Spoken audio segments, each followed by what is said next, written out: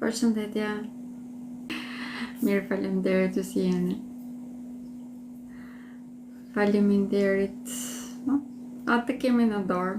Jemi pozitiv, që të shpërndajmë pozitivitet, që të jemi të gjithë mirë. Doja të bëja një njoftim praktikisht. Siç e keni vënë re, unë tashmë bëj lidhje të drejtë për drejta çdo javë, 2 herë tashmë. Një herë për parashikimet e javës, ku do të flas në lidhje me ndikimet që do të kemi gjatë javës në vazhdim. Bëj dhe një lidhje të drejtë për drejtë, ose në lidhje me hënë në re ose në plot, ose siç po e bëj tani, pyetje përgjigje. Ndërkohë që kjo javë është goxha e ngjeshur, ajo në vazhdim të paktën, duke qenë se do kemi dhe fillimin edhe të do kemi fillimin e korikut. Është java më e rëndësishme e vitit, mund të them, sepse është java e mesit të vitit. Është për këtë arsye. Tjetër, një njoftim tjetër që dëshiroja të bëja, e kam vënë edhe në të gjitha platformat e mia që të filloj që t'jap mësime për astrologjin. Kjo është diçka që e keni kërkuar shumë shpesh. Isha më dyshje të them të vërtetën. Nuk e dija nëse është kjo periudha e duhur, periudha e duhur për mua është, por nuk e di nëse është periudha e duhur sepse jemi në mes të verës dhe normalisht gjithë duan të shkojnë në pushime. Mendova si fillim që të bëja një kurs të shkurtër, vetëm 4 javor, ku mund të shpjegoja përciptazi se si funksionon astrologjia. Por arrita në përfundimin që kjo do të ishte një humbje kohe për ju, ndërkohë që për mua le të themi qëllimi që unë kam është që transmetoj sa më tepër informacion. Dhe një kurs i tillë do të ishte vërtet i pamjaftueshëm për të dyja palët. Unë nuk është se do isha e kënaqur me veten time, sepse do e kuptoja shumë mirë, ose kuptova shumë mirë që nuk do të përcilla ndonjë gjë shumë të madhe. Prandaj edhe vendosja të bëja 32 javorsh. Por 32 javor janë të gjata dhe për më tepër siç e thash, ne të gjithë kemi mendjen tek pushimet. Gjithsesi, arsyeja që vendosa këtë si gjë është kjo. Pas 32 javësh, të gjithë ata që marrin pjesë te ky si kurs do të kenë mundësi që të lexojnë hartat. Dhe jo vetëm hartën e tyre normalisht, por edhe hartët të tjerëve. Kjo ka qenë periudha e cila ka qenë e mjaftueshme për mua të paktën që të filloj që të bëj analiza të sakta dhe të filloj dhe që të bëj parashikime. Normal që pas kësaj vazhdova që të studioj, sepse astrologjia nuk mbaron ndonjëherë, por ky është themeli. Prandaj edhe vendosësh ta bëj 32 javorsh. E kam thënë edhe te postimi që kam bërë që jo të gjithë mund t'i pranoj, do të përziten në bazë të ditëlindjes së tyre. Jo të gjithë janë të përshtatshëm për të mësuar astrologjin. E para, e dyta, jo të gjithë janë të përshtatshëm për të marrë këto mësime nga unë. Domethënë sepse duhet edhe një përshtatje nga ana edhe energjetike, po edhe nga ana intelektuale. Nuk do të ishte humbje kohe për të dyja palët dhe pak më tepër për ju, do të ishte një humbje shumë e madhe materiale nëse do të merrni pjesë në diçka të tillë dhe nuk do të mundeshit që të merrnit të gjithë ato çfarë unë kam për të ofruar. Okej, kjo është lajmërimi që është goxha e rëndësishëm për mendimin tim. Për të aplikuar në lidhje me këtë kurs do të hapet në datën 7 korik, mund të më shkruani nga WhatsApp-i ose mund të më dërgoni email. Si lexohet harta Matrix? Harta Matrix është pikërisht kjo, harta e lindjes, është kodi që ne kemi në momentin që jemi futur në Matrix. Ky është kursi që unë ofroj, është pikërisht për të lexuar këtë. Në programin e fundit që isha tek ZOMCN, shpjegova pak a shumë se si fillova historia ime me astrologjin. Duke qenë se ishte kohë shkurtër, normalisht u përmenda vetëm temat kryesore. Për mua astrologjia ishte pikërisht kjo, prandaj dhe fillova, sepse kishte shumë boshllëqe të cilat nuk e kuptoja në lidhje me veten time. Okej, kisha shumë informacione, por nuk dija se si t'i lidhja këto me njëra tjetrën. Dhe e kuptoja që ishim brenda një matrixi, pra e kuptoja shumë që ne ishim brenda një iluzioni, por nuk dija se si ta lexoja këtë si informacion. Normale që u përpoqja edhe në mënyra të tjera. Në atë periudhë kam bërë shumë kërkime edhe në anën ezoterike, po ashtu edhe anën shpirtërore, dhe shumë fushë të tjera, por astrologjia ishte vetmja që mundej të më jepte një përgjigje. në lidhje me të gjitha temat, siç e thash. Duke qenë se është kodi, i momenti që jemi futur në Matrix, pra është kodi që ne kemi në Matrix, na shpjegon shumë. Unë do të përmend pak edhe në lidhje me postimin që bëra sot, duke qenë se ishin gjëra më të rëndësishme të muajit korik. Nuk është se do të qëndroj gjatë.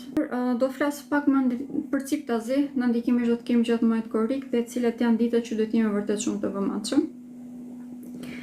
Muaji korik është shumë i rëndësishëm. Do të kemi 3 retrograda. Kemi retrogradën e Saturnit, retrogradën e Neptunit dhe retrogradën e Mërkurit. Është pak a shumë njëlloj si që ishte edhe vjet në një kohë, ishte njëta situatë. Por këtë vit,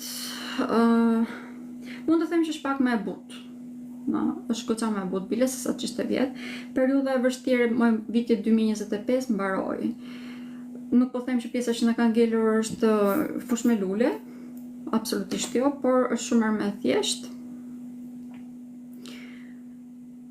Tani, ditët që janë shumë më të rëndësishme është javën që vjen, dita e diel është vërtet shumë më rëndësishme, duke qenë se do të kemi takimin e diellit me Siriusin. Do të përshkruaj shumë shkurtimisht se çfarë Siriusi dhe pse është kaq e rëndësishme. Siriusi është dielli i diellit ton. Dhe duke qenë se informacioni që ne marrim nga universi vjen nëpërmjet dritës, kjo do të thënë që yje kaq të fuqishëm siç janë Siriusi përmbajnë një informacion ose përcjellin tek ne informacione shumë të rëndësishme. Dhe në momentin që dielli, ai që është energjia e jetës në tokë, është në takim pikërisht me Siriusin, kjo do të thënë që informacionet që ne do të na ndikojnë për një vit me radhë i marrim pikërisht në atë ditë. Prandaj dhe data e 6 korik është vërtet shumë e rëndësishme. Këtë vit, duke qenë se do t'i përkoj edhe me gradën e fundit të Uranit, i cili do të jetë vazhdo që të jetë, është dita e fundit që do të jetë tek grada e fundit e shenjës së Demit. Kjo do të thënë që është një vit pak problematik, viti që vjen, me të papritur me të themi, duke qenë se Urani është vërtet planeti i çmendur. Këtë është diçka që, domethënë, sado në disiplina të ndryshme që të jenë astrologe, pra mund të jenë vedik, mund të jenë çfarë të duan, klasike tjerë, për një gjë jemi të gjithë dakord që Urani është planeti i çmendur, prandaj dhe duhet jemi vërtet shumë të kujdesshëm. Për këtë arsye, dita e diel, pra 6 koriku, do të jetë vërtet shumë e rëndësishme. Shpjegimet në lidhje me atë ditë normalisht do t'i bëj gjatë javës që vjen, do të jetë më e detajuar. Por ajo çfarë ka më tepër rëndësi është që gjatë vitit që në vazhdim, pra duke filluar nga mesi i 2025-s deri në mes të 2026-s, duhet të jemi të gjithë të gatshëm për të papritura ose për të pritur të papritura. Të jemi të ambientuar tashmë me çdo gjë të re ose të pranojmë çdo gjë të re që po mundohet të hyjë në jetën tonë. Kjo është edhe në ndikimin edhe të Plutonit, tashmë e kam thënë shumë shpesh, duke qenë se Plutoni është tek shenja ujore dhe ujori domethënë edhe për parim të tjerë. Dhe mbi të gjitha, ky është moment shumë i rëndësishëm sepse Urani është drejtuesi i ujorit, prandaj edhe në këtë moment është drejtuesi i Plutonit. Kjo do të thënë që në vërtet jemi të gjithë në qoftë se nuk jemi të vëmendshëm, pra mund të bijmë në humner, sepse jemi pikërisht në prag të saj. Por në qoftë se jemi të vëmendshëm, atëherë thjesht do të arrim që të perceptojmë të gjitha ato që kemi përpara dhe të mund të ndërtojmë ura të shëndetshme. Po flas në lidhje me tema pak ezoterike sot, duke qenë se sot është një ditë e tillë, ka shumë informacion të cilët janë shumë të rëndësishme dhe për personat që janë të interesuar në lidhje me këtë tema, jo të gjithë janë të interesuar, ka shumë persona që janë të interesuar në lidhje vetëm me horoskopin dhe ato do ta bëjnë nesër, kështu që më mirë të ndajmë punët. Nesër në përgjithësi e kam nga ora 18 deri në orën 19 në përgjithësi ose 19:30 që për lidhje të drejtë për drejtë, por se këtu e bën nga TikToku domethënë. Është në bazë të punës që kam gjatë ditës, por nesër duke qenë se nuk kam një gjë fikse të planifikuar, më shumë mundësi ta bëj në orën 18. Jona e dashur, domethënë po flas në lidhje me ndikimet aktuale, kurse në lidhje me MC apo tema të tilla që janë faktikisht pjesë të mësimeve të astrologjisë, sepse jo të gjithë kanë njohuri të tilla, i kam lënë pikërisht për atë për mësimet. çfarë ndikimi do të kenë gjysma e vitit? Ndikimi më i rëndësishëm, e thash pak përpara faktikisht, është që kemi shumë të papritura. Por kemi një ndikim shumë, nuk di si ta them. Nuk mund të them që është 100% pozitiv, prandaj nuk di si ta them. Por që tashmë jemi futur në fazën në një fazë më pozitive, ose në një fazë në evolim më të lartë, në vibracion më të lartë, më mirë të themi. Duke filluar nga hëna e re, që ishte të shenja e gaforës, ishte në datë 25 përpara 2 ditësh, ajo ishte mbyllje një cikli. Për të gjithë ata që nuk e dinë, mund ta gjeni videon te kanali im YouTube-it, është goxha i detajuar, edhe ndikimet e përgjithshme dhe ndikimet e shenjat i keni atje. Ajo hënë e re ishte mbarimi një cikli, por nuk është një cikël i shkurtër. Duke qenë se ne tashmë jemi futur në një periudhë ku njeriu ka arritur pikun e evolimit të tij në këtë fazë që jemi, do të kalojmë tashmë në dimensione të reja. Këtë nuk e them vetëm unë, kjo është diçka që e thon të gjithë personat që merren me këto lloj temash, si me spiritualizëm, por nuk është puna thjesht e spiritualizmi, e thon ata që merren me shkencë. Ata që merren me shkencë, le të themi, është shkenca më mekanike, ose shkenca e cila është më praktike, për mungesë fjalës, mungesë, ata fokusohen më tepër tek ana ndikimi që ne do të kemi në anën materiale ose në anën trupore. Dhe kjo në këtë pikë faktikisht është vërtetuar, që ne jemi pikërisht në fazën e një kapërcimi të ri.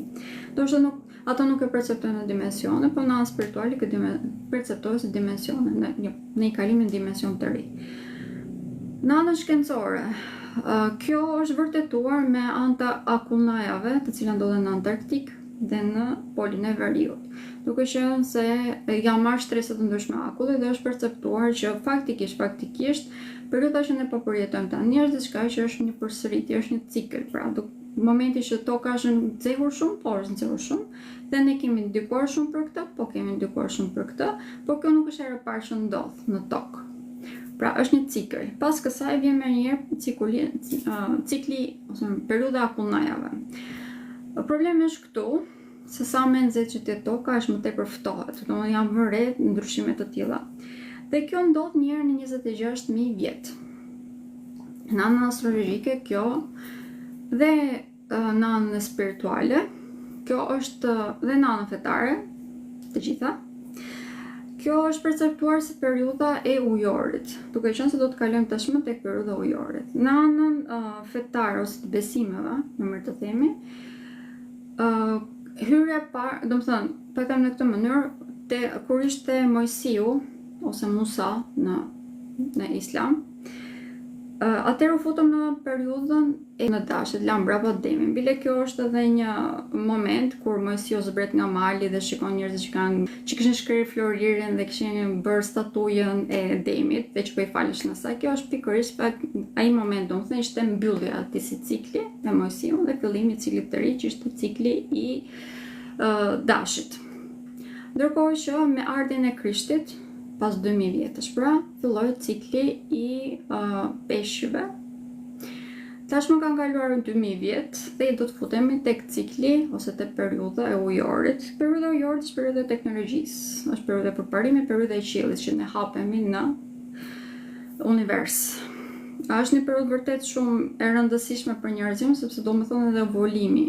Jo, tashmë do të kalojmë përtej evolimit jo vetëm shpirtëror, por do të bashkohet edhe ana shpirtërore me anën teknologjike, pra.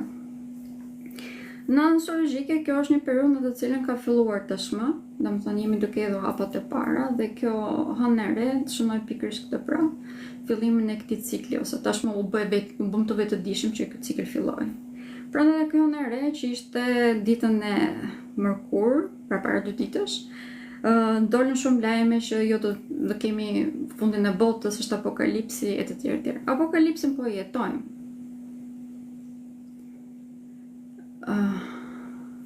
Do e shpjegoj pak pas më vonë.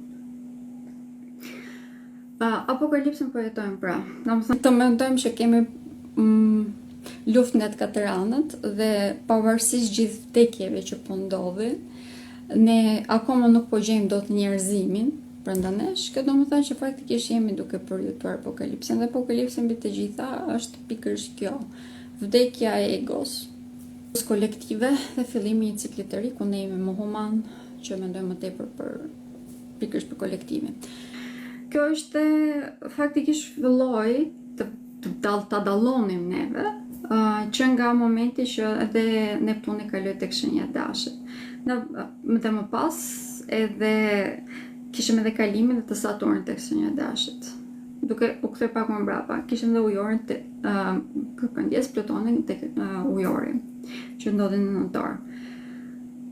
Do të kemi përsëri një kalim të ri, do të kemi kalimin e Uranit tek shenja e Binjakëve. Pra ky është viti i ndryshimit, të kalimeve të reja planetare. Dhe të gjitha këto janë një frymë të re, dhe pikërisht kjo frymë është kjo. Fryma e vdekjes së egos kolektivit dhe një fillim i ri, një rritje në vibracion, domethënë. Okej, do i përgjigjem mirë kësaj pyetje se ka ardhur një pyetje këtej. Këto periudha shkojnë backward. Nuk është se shkojnë backward, domethënë ashtu i perceptojmë ne, sepse është lëviz toka. Prandaj dhe ashtu e perceptojmë ne. Nuk është se janë backward faktikisht. Është një lloj mendojmë si akset e eklipsit, nuk është se shkojmë mbrapsht ata, është thjesht se toka ecën përpara, pra. Ata rinivat, le të themi, ndërkohë që toka lëviz. Prandaj dhe duket sikur ecën mbrapsht. Kurse fati jonë është i shkruar apo e bëjmë ne duke jetuar. Njeriu kur lind ka një gjë që është e predestinuar, domethënë ka një jetë të predestinuar. Çfarë do të them me këtë? Temat kryesore ne kemi të predestinuar, kemi të zgjedhur, më themi. Para se të vimë në tokë, ne zgjedhim temat e caktuara. Duke qenë se përmend edhe më përpara që faktikisht bota, në momentin ku jetojmë në këtë moment, është matrix, është matricë, është iluzion. Kjo nuk është diçka, domethënë si është përshkruar për shembull tek filmi Matrix, që është ne jemi të nështruar nga makineritë nga robotët. Nuk është ideja aty. Është ideja që ne vim në botë në mënyrë që të marrim eksperienca të caktuara. Por në mënyrë që të marrim këto lloj eksperiencash, automatikisht zgjedhim fushat se si mund të marrim këto eksperiencë. Pra, nëse po e them si shembull, më duhet që të më thyet zemra po në maksimum. Po e them. Është një eksperiencë që duhet ta fitoj. Asnjë gjë, domethënë asnjë lloj ndjenje në të vërtetë ose asnjë lloj emocioni nuk është negativ apo pozitiv. Është thjesht eksperiencë. Dhe unë në momentin që vi në tokë, normalisht zgjedh gjërat që mua do më thyen dhe më tepër. Sa mund të jetë kjo, mund të më trajtojnë, mund të më braktisin të gjitha temat, domethënë dhe mua më vritet zemra në maksimum dhe bëj ngopjen e këtij emocioni, pra. Dhe pastaj zgjohem përsëri ashtu siç jam, domethënë në një qenie që është faktikisht një qenie drite.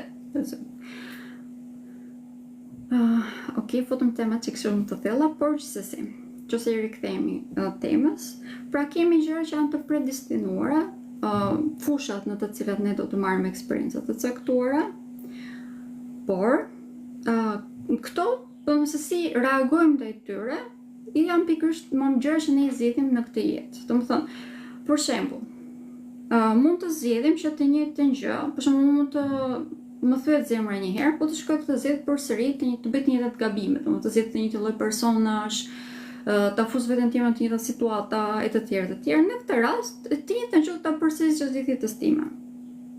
Por në qoftë se më ndodh një herë dhe marr mësimin që më duhet, atëherë normalisht do të përballem me gjëra të reja tashmë, sepse nuk ka nevojë të përsëris një mësim.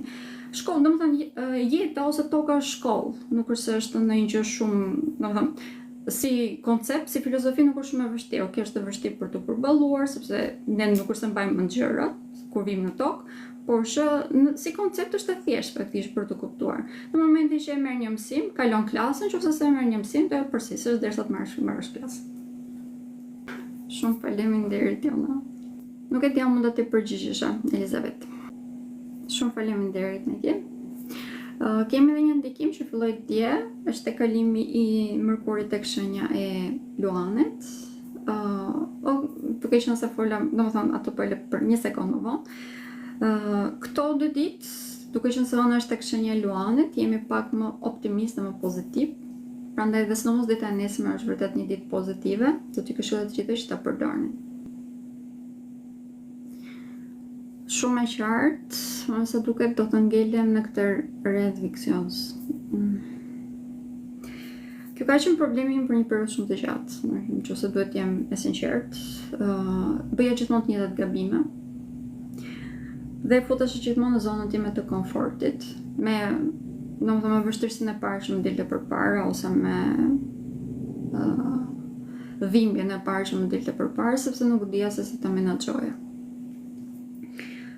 Astrologjia, domethënë, nëse do të jem 100%, domethënë, që mundem ta shpjegoj atë periudhën se si filloi astrologjia, ose pse unë jap kaq rëndësi astrologjisë dhe njohurisë që kam për saj, është pikërisht kjo, sepse më bëri të kuptoj se si mund të dal nga ky rreth vicioz.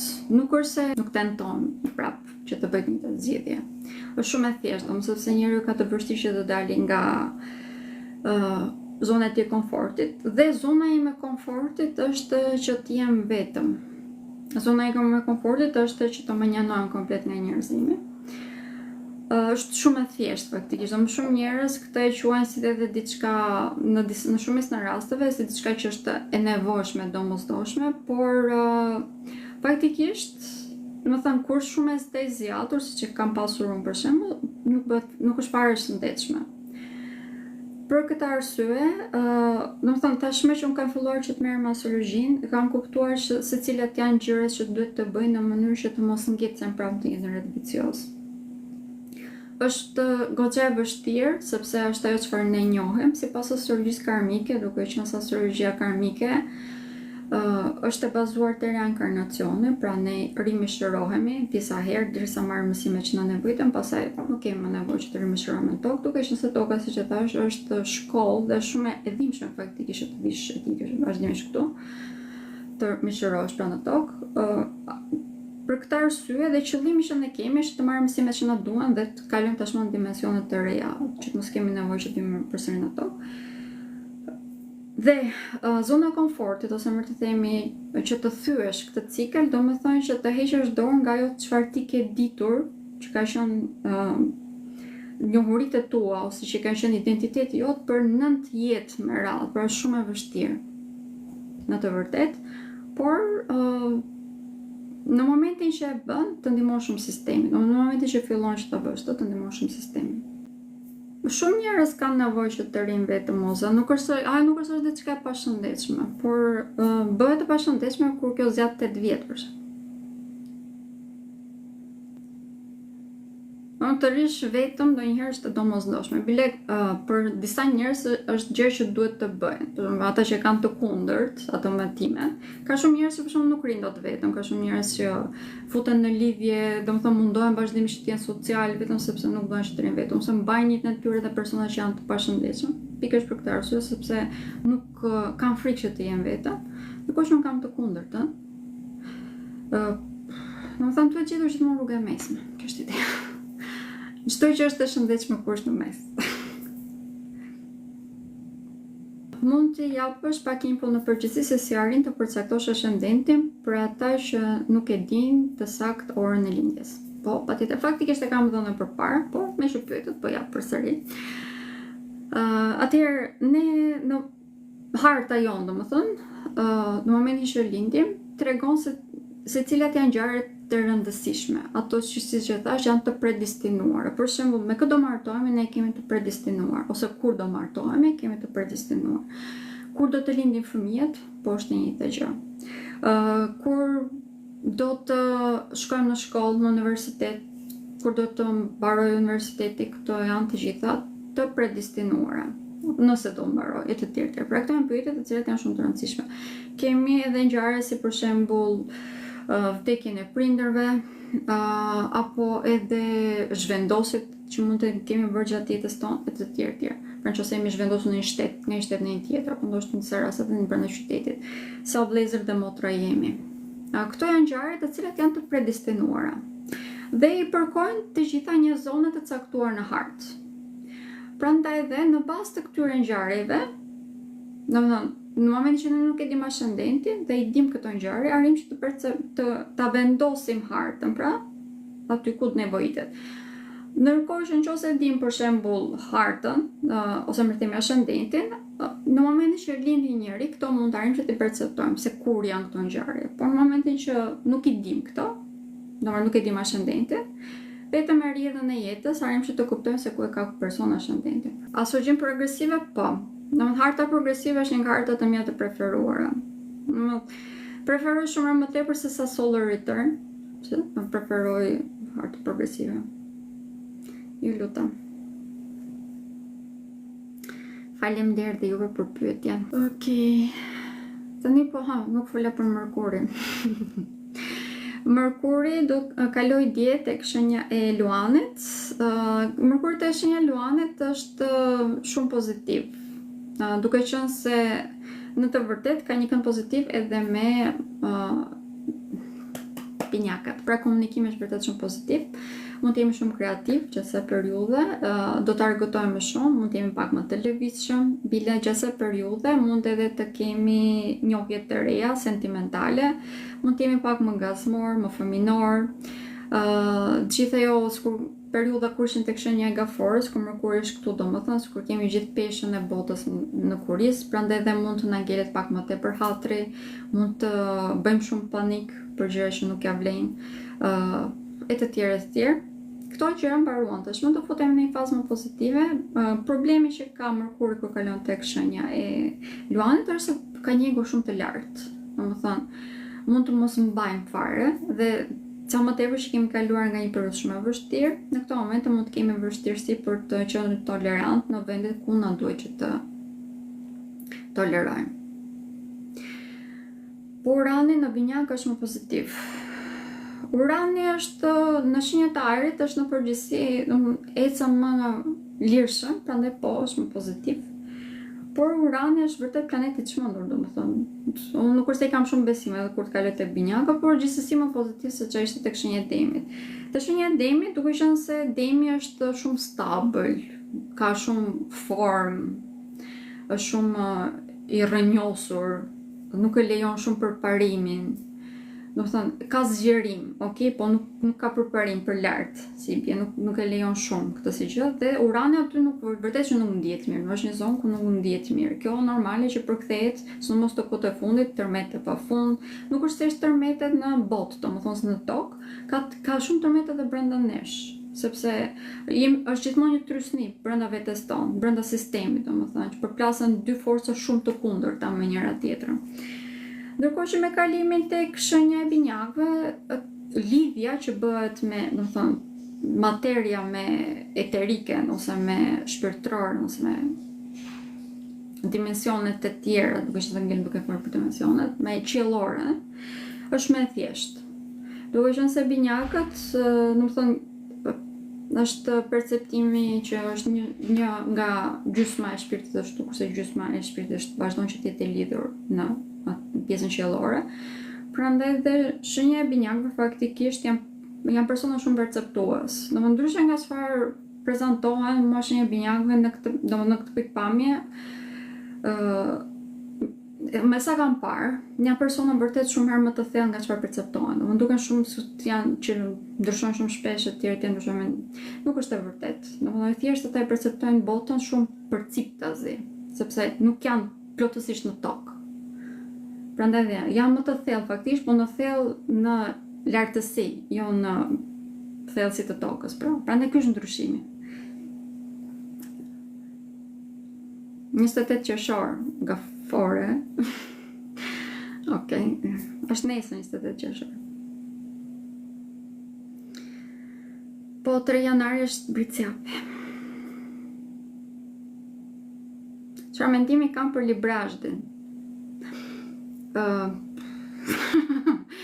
Po i bie nga mesi i Shqipërisë, me sa t'ju nga ana gjeografike në përgjithësi është malore. Pak dhe në Librazh mami më ka punuar si mësuese. Në përgjithësim kam mendime pozitive. Ka qenë një nga vendet e para që kam vajtur kur kam qenë e vogël.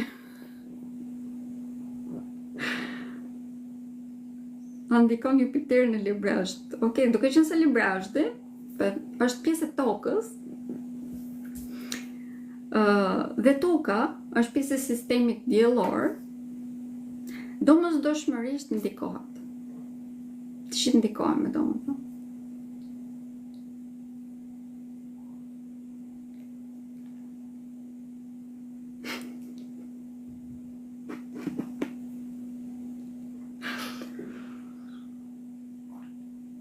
Jo me këtë pyetje, domethënë, a mendove se çfarë reagime më do të nxjerrë nga unë se s'po marr vesh.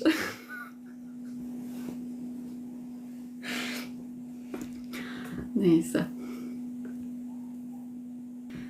Një pyetje tjetër, veset njeriu i merr gjatë jetës apo edhe ato janë të parapërcaktuara? Shumica e tyre janë të parapërcaktuara, veset domethënë. Edhe ato janë pjesë e eksperiencës. Po e them nga një, nuk mund të quhet ves, ndoshta dhe është. Për shembull, vartësitë të gjitha çfarë janë të parapërcaktuara. Nuk po them që si kemi ne në dorë, por janë të parapërcaktuara. Ne mund të zgjedhim që të mos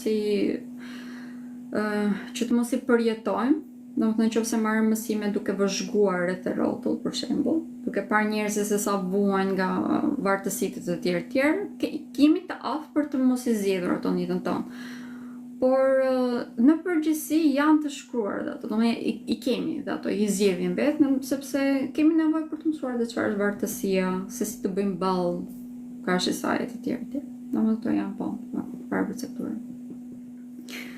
Po e them në këtë mënyrë, për shembull, po jap si shembull, kur kemi Neptunin e një individi, nuk ka rëndësi se çfarë shenjë është. Por kur kemi Neptunin e një individi që është i vendosur tek shtëpia 5, në përgjithësi jep shumë vartësi.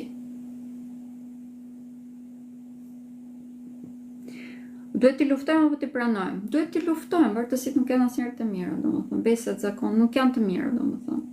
Ato janë sprova që ne kemi në jetën tonë. Domethënë, okay, kemi aty, janë të predestinuara, por e them në këtë mënyrë. Edhe depresion, për momentet e caktuara të depresionit ne kemi të predestinuar, sepse ato duhet ta provojmë. Por ne reagojmë apo ne reagojmë në bazë të tyre, të saj domethënë është komplet në dorën tonë. Prandaj edhe duhet të zgjedhim se si të veprojmë, pavarësisht se mund të jemi të tunduar që të bëjmë atë. Po e mbyll për sot. Po nëse keni pyetje, mund të më bëni. Pyetjet e sotme ishin goxha interesante, më pëlqen. Okej, pse hëna në GFR është që fuqishme? Hëna është drejtuesja e GFR-s. Dhe GFR reprezenton, domethënë, fillimin, trupozimin tonë, jo trupozimin e parë, siç është dashi, por aty ku ne marrim formë, që marrim trup, është materia. Ajo është e ona e para. Dhe normale që trupi jon, jo shpirti pra, është i drejtuar nga hormonet dhe nga lëngjet, pra, që të cilat janë të drejtuara pikërisht nga hormonet. Duke qenë se hëna ka të njëjtën ndikim tek toka, pra ndikon shumë tek batica, pra tek hormonet, te lëvizjet e ujrave që janë në tokë. Hëna fuqizohet shumë tek shenja gaforëse të asaj periudhe, pra. Sepse kanë të dyja të njëjtin efekt. Ndikimi që do të kemi për javën në vazhdim, plus ndikimi që do të kemi tek shenja, do ta bëj lidhjen drejt për drejt nesër, do ta bëj nga TikToku, dhe do ta vë më vonë edhe tek YouTube-i im, tek kanali im YouTube-it, të cilin mund ta gjeni tek profili im. Nëse dëshironi më tepër informacione për veten tuaj, për hartën tuaj, unë kam edhe shërbimet e mia, të cilat janë me pagesë, janë konsulta personale ku bëj analizën e hartës së lindjes. Specifikoj shëndetin nëse nuk e dini orën, dhe mund të bëjmë edhe analizën e lidhjes, parthesi dhe parashikimin në lidhje me të ardhmen. Këto janë shërbime, siç e thash, që bëhen me pagesë dhe bëhen me prenotim. Për në këto momente kam disa vende, domethënë bosh për javën tjetër, por nuk kam shumë, kështu që nëse dëshironi, mund të më shkruani nga WhatsApp-i ose nga Instagrami ose edhe nga TikToku për të prenotuar.Imi që fillon datën 7 konsiston nga elementet kryesore të astrologjisë, shpjegohet si fillim struktura, si çfarë është, çfarë është astrologjia, zodiaku e të tjerë, dhe më vonë kalohet tek shtëpit, planetet, ascendenti, shenjat dhe do të shpjegohen edhe asteroidet si dhe trupat qiellor, të cilët janë më të rëndësishëm. Po ashtu edhe ciklet e hënës, si hëna e re dhe hëna e plot, të cilat janë më të rëndësishme të tyre, eklipset, dhe normale se si mund të lexojmë në hartën. Është një trajnim i gjatë, është 32 javorsh. Mund ta bëni regjistrimin duke mbushur formularin që e keni tek Instagrami, tek profili im, ose mund të më shkruani nga WhatsAppi ose të më dërgoni email. Është goxha, domethënë, i përmban të gjitha. Unë në fund të këtij trajnimi që e ofroj tashmë, kam qenë në gjendje që të bëj analiza dhe të bëj parashikime, si në lidhje me veten time, po ashtu dhe normalisht që fillon me rrethin tënd, domethënë të ngushtë si fillim, ose kalon tuti. Ka shumë persona që nuk kanë qenë në fillim të videos, faktikisht e shpjegova sepse vendosa që ta bëj program të plot. Të them vërtetën, më duk shumë humbje, sepse në fillim mendova që të bëj thjesht një tip prezantimi të shkurtër lidhje me astrologjisë, si do shpjegoja shtëpit, vendosjet planetare dhe shenjat. Problemi është se kjo, domethënë, është shumë e përciptë dhe për çfarë po ju hyn në punë. Për çfarë po hyn në punë një njeriu. Në qoftë njohuri të tilla mund të gjeni sa të doni në internet, ka domethënë. Ndërkohë që astrologjia, siç e kam marrë unë, ose që kam studiuar unë, është vërtet e plotë dhe është shumë e dobishme. Të paktën për mua ka pasur shumë dobi. Dhe kjo është ajo çfarë doja të përcjellja, pra dhe tek kjo. Kjo është edhe arsye që vendosë që ta bëj një kurs të plotë. Kishem disa pyetje shumë të rëndësishme dhe të bukura, do më pëlqen shumë të paktën. Prandaj dhe këtë lidhje të del portret do e ve te YouTube im. Mund ta ndiqni që atje. Okej, faleminderit të gjithëve që morët pjesë. Pafshim. Nëse keni pyetje në lidhje me ndikimet e përgjithshme që kem po ndjejmë tani, kalimet planetare e të tjerë, mund të më shkruani. Nësa përgjigje pyetjet personale, siç e thash, për këto ofroj konsultat personalizuara në lidhje specifikisht për ju. Mund të më shkruani nga WhatsAppi, mund të më shkruani nga Instagram, mund të më shkruani nga TikToku, po e them përsëri për të prenotuar konsult. Kur është për pyetje personale, ndërkohë që pyetjet e përgjithshme, siç e shikoni, i përgjigjem. Okej, pra, faleminderit, natën e mirë. Ju lutem, është kënaqësi si gjithmonë. Faleminderit, pafshim.